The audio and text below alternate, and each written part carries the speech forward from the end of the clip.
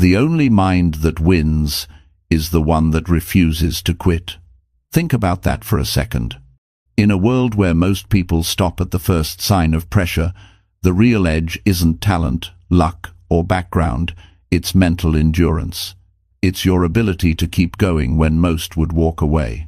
The truth is, your mind either works for you or against you, and if you don't train it, it will stop you every time. This audiobook isn't full of hype. It's not about motivation that fades in a few hours. This is about rewiring your thinking step by step to build a mindset that does not give up, no matter what life throws your way. You'll learn how to take control of your inner dialogue, reset your focus when you're overwhelmed, and stay grounded when emotions try to take over. If you're tired of stopping halfway, if you're ready to become the kind of person who finishes what they start, this is where it begins. You don't need to be perfect, you just need to train your mind. And this time, never give up. Chapter 1. Teach your mind to stay strong under stress. You know, one of the most important lessons you'll ever learn in life is how to stay strong when life starts pressing you down. When the bills are piling up, when the people you trusted disappoint you, when the results you've been waiting for still haven't shown up, that's when the real training begins. You see, anyone can stay calm and confident when things are going their way. But true strength, real mental strength, shows up when everything around you seems to fall apart. That's when you learn who you really are. The human mind is powerful. It can create dreams, it can solve problems, and it can also destroy confidence if you don't learn how to control it. Most people think that mental strength is something you're born with. It's not. It's trained, just like a muscle. You build it every day through choices, through focus, and through how you respond to pressure. When stress hits, your mind has two paths. It can either panic, or it can stay calm and find a solution. And that choice, my friend, depends on how you've trained it. You see, stress doesn't come to destroy you, it comes to reveal your strength. It's a test, not a punishment. Life will not protect you from difficulty because it knows that only through difficulty do you grow. Think about it. Every strong person you admire today has been through something that nearly broke them. But what made them different is that they didn't let the storm control their thoughts. They decided that they would not give their power to fear, to panic, or to stress. They trained their mind to stay calm in the chaos. Staying strong under stress starts with awareness. You have to notice what your mind does when problems come. Do you immediately think of what could go wrong?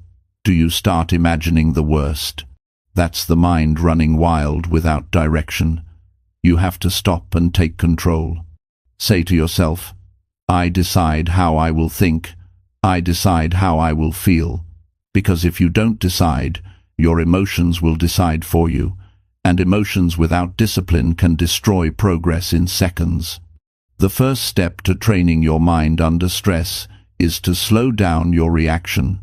Most people react fast. They get angry fast, scared fast, discouraged fast.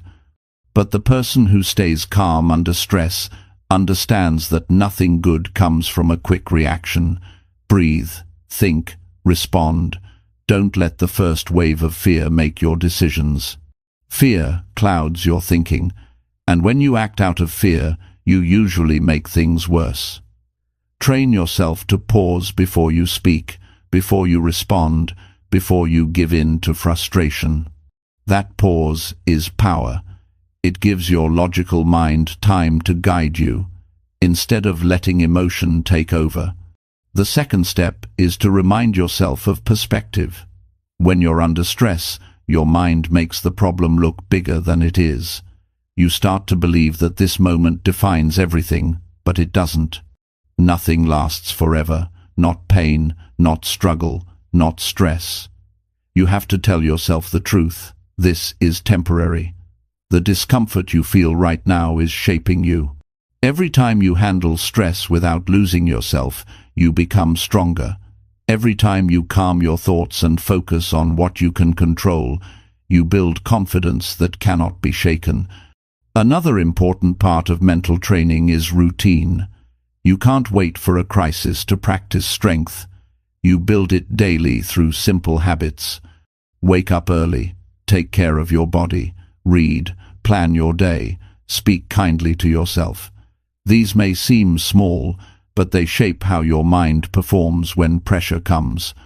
If your daily life is filled with disorder, stress will hit harder. But when you live with structure, stress becomes easier to handle because your mind is trained to focus and not collapse. When you feel overwhelmed, remember to break things down.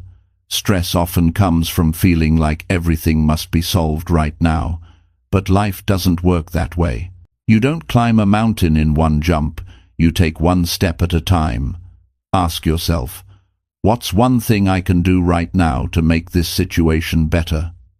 That small question shifts your focus from panic to action. Action is the cure for stress. Even the smallest progress will calm your mind because movement creates confidence. You also have to watch what you feed your mind. The people you talk to, the content you consume, the words you repeat, all of it shapes how your mind handles stress.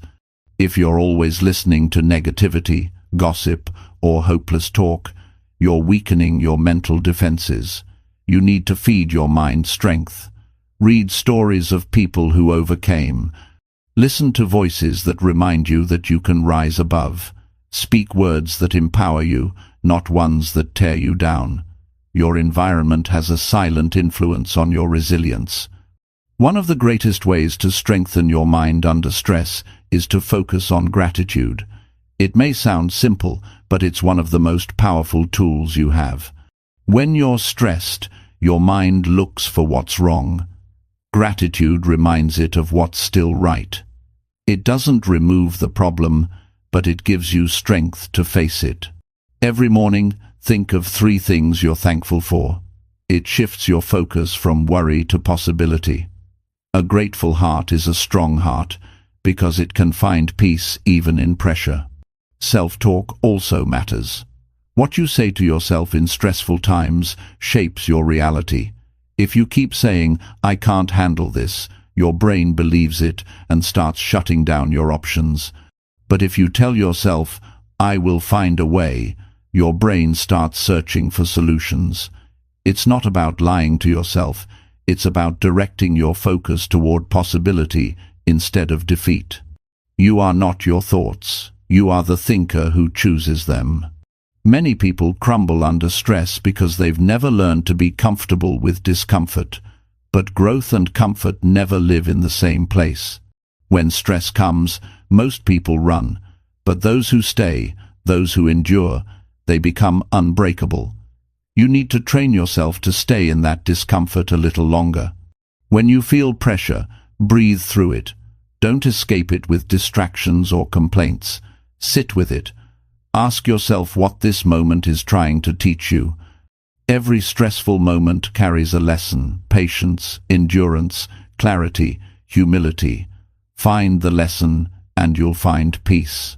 It's also important to take care of your body because your mind depends on it.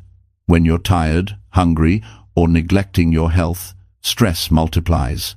Physical weakness amplifies mental weakness. Move your body. Eat clean. Get enough sleep.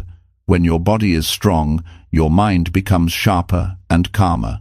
You cannot build a powerful mindset while treating your body poorly. They are connected. When one breaks, the other suffers. Another truth about stress is that it exposes your priorities. When pressure comes, it reveals what truly matters to you. Use that awareness. If you're stressing over things that won't matter in a year, learn to let them go. You can't fight every battle. Save your energy for what really matters: your growth, your peace, your purpose. Train your mind to focus on solutions instead of problems. When something goes wrong, instead of saying, "Why me?" start asking, "What now?" That small shift changes your entire approach to life. You stop feeling like a victim and start acting like a creator. Stress loses its grip when you start taking responsibility. You realize that even if you didn't choose the situation, you can choose your response. And that's where your freedom lives, in your response. Mental strength isn't about never feeling stress. It's about how quickly you recover.